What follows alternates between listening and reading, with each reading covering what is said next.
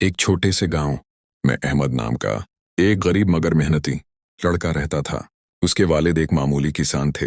अहमद रोजाना स्कूल जाता और शाम को अपने वालिद का हाथ बटाता। गांव में अक्सर लोग कहते थे कि गुर्बत में रहकर बड़े ख्वाब देखना फजूल है, मगर अहमद का दिल इन बातों को मानने के लिए तैयार नहीं था। एक रात गांव में अचानक बिजली चली गई। हर तरफ अंधेरा छा गया। लोग घरों में बैठ गए और शिकायत करने लगे। अहमद ने खामोशी से एक छोटा सा चिराग जलाया और उसे लेकर गांव की गलियों में निकल पड़ा। उसकी रोशनी बहुत कम थी, मगर फिर भी रास्ता नजर आने लगा। लोगों ने हैरत से पूछा, अहमद, इस छोटे से चिराग से क्या फायदा? पूरा गांव तो रोशन नहीं हो सकता। अहमद मुस्कुराया और बोला, मैं पूरा अंधेरा खत्म नहीं कर सकता, मगर जहां मैं खड़ा हूं वहां रोशनी तो हो सकती है। ये बात सुनकर कुछ और लोगों ने भी अपने अपने चिराग जला लिए। आहिस्ता आहिस्ता गांव की गलियां रोशन होने लगे। अंधेरा मुकम्मल तौर पर खत्म तो ना हुआ, मगर रोशनी उम्मीद बन गई। वक्त गुजरता गया।